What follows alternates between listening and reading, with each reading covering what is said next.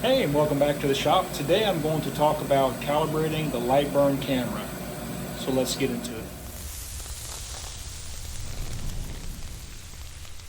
Okay, so if you're going to calibrate a Lightburn camera, I would direct you to the Lightburn website.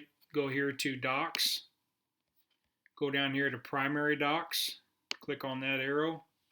Go down here to Camera. Click on that arrow.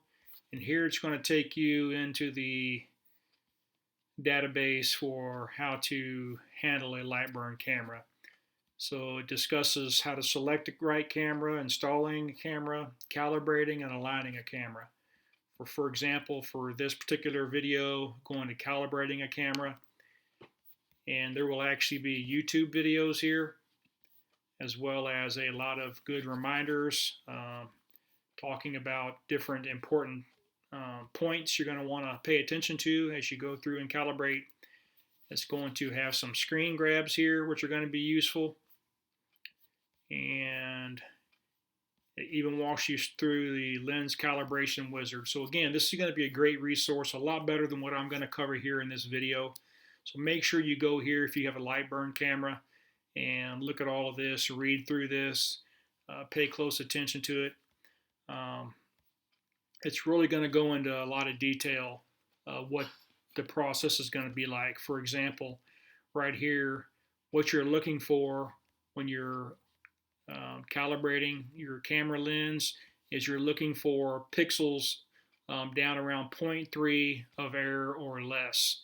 So that's going to become important as you use this this test agent right here, I guess we can call it, with all the dots. Part of this process is you're going to download or print off that thing, which is right here, calibration circles. So you click on here, it's going to give you this, and you're going to want to print that off. You're going to have to use it to actually get a full calibration on your Lightburn camera. So make sure you come here, read this, take a look at it, get everything that you need before you start your calibration, and it's going to save you a lot of time. Something that's really important that I didn't realize before I started calibrating mine was, so when you have the lid of your laser engraver open, your camera is most likely not going to be parallel to your work surface of your laser engraver. It's going to be up at an angle. Your camera angle will be. So you don't want to keep moving that. Once it's set, you want to leave it. So when you're using this tool right here, these dots to calibrate your camera, you need to understand that laying it flat on the bed is likely not going to give you the desired results that your camera is going to need. So you're going to need to, when they ask you to move these dots around different parts of your workspace, you're going to need to make sure that it is level to the angle of the camera. So just keep that in mind. It's going to be a big point to remember. So next step we're going to get into is we will actually get into Lightburn, and I will show you how to go through the process. So we'll go there next. Alright, now that we're back in the shop, I'll go ahead and open up Lightburn. So if your camera is installed correctly, your USB cable is connected, you should be able to come up here. You may not say Lightburn here like mine does. If it doesn't, go to these arrows over here. It might say none, but go ahead and click on Lightburn camera. You should have an image right there, which you can see my hand is basically a live image. So what you're going to want to do at that point is, I've got version 1.6 of Lightburn downloaded. Did that yesterday. It's the latest version. Go up here to laser tools. Yours might be in a different location depending on what version you're using. Go here to calibrate camera lens. You'll come up with this. Pick Lightburn camera again. You'll get this image, which again is a hot live image. Fishburn. It's funny. Lightburn says all their current cameras, or the cameras that they offer, are fisheye lenses, so leave that checked. You can do a full calibration, which most people do. If you want to do that, don't do anything here, just leave it. Or you can go to some presets that they have. So this is the camera that I bought, 8 megapixel 85 degree, or you can choose the camera that you, and it'll do a quick version of a calibration. It says here, if you read the notes, doing a full calibration may give you slightly better results. Full calibration means that it's going to ask you, the wizard is, to move this in a bunch of different phases across your entire workspace so that it can help that fisheye lens to reduce distortion across the entire workspace. So again, you want this here printed off from the Lightburn website, the instructions. I affixed mine to you can see that I affixed mine to some foam board, just with some tape, to make sure that it's nice and flat. There's no, if it was just a piece of paper, there could be different little spots on it where it might not be as flat as possible. So what you want to do is go here and hit next. So full calibration, hit next. You're going to see this screen.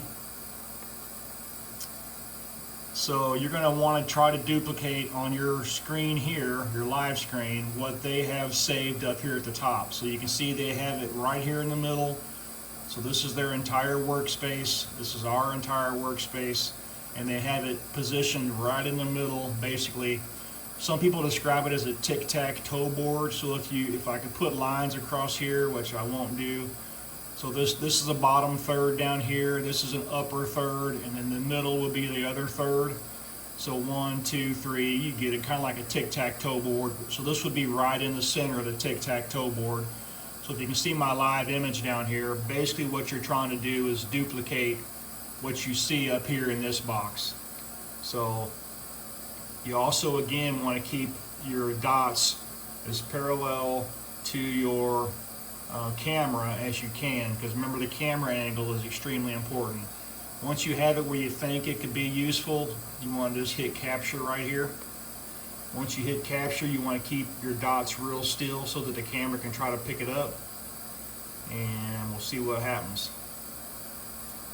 As you can see, there's quite a delay, quite a lag this morning. We did have that thunderstorm roll through last night. Alright, so it's image pattern not found. So in that case, you just want to keep moving it around. You might want it closer to your camera, you might want it further from your camera, you might want to take the twist out.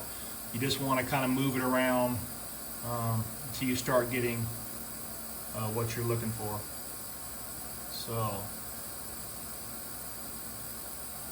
one more. Try to keep it still.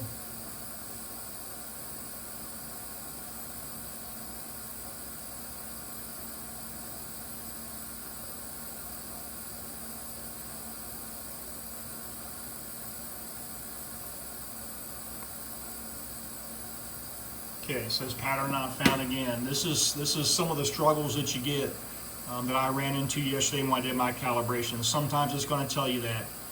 The only thing I can tell you is to just keep moving this around until you get a nice read with your camera. What you're looking for here is it's going to say right here 0.3 or less is what you're shooting for. It'll say right there. And again, you basically just want to keep moving this around until you get some nice readings. You also might need to adjust the focus on your lens. These lenses, actually have a focus on them, so you twist it right or left, clockwise or counterclockwise, and it will actually. Okay, see here, I got a 0.36. You can see that right there. It says not bad. Click next. So it's trying to shoot for 0.3 or less. It says it's ideal, but a 0.36 it accepts, and it will allow you to click next. If it's not acceptable, it will not give you a next. So you might think that this looks awful distorted, but you got to remember it's a fisheye lens. So all it's really concerned about is the image right here. If that looks good to the camera, that's what it's looking for. Sorry about that. So at this point, I would click next. Now you'll notice that this changed. See up here in this upper picture, it changed to down low. So again, you want to try to follow the image above and make it flat to the camera, and then go up here and hit capture again.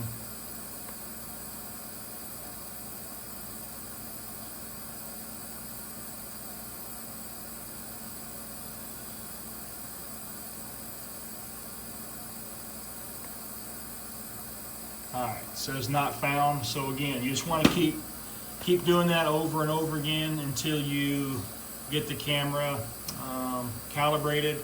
It's going to take some time. I can't tell you how many of these pattern not founds that I encountered yesterday when I was calibrating my camera. Unfortunately for a lot of us, it's just going to be, you know, a process that you have to take your time and work through.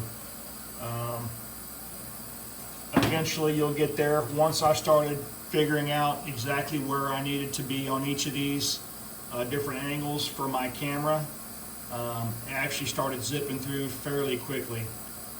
Matter of fact, I think I got through 4 or 5 of these different locations in one click each, once I started getting a feel for where it wanted me to have it positioned in reference to my camera that's installed.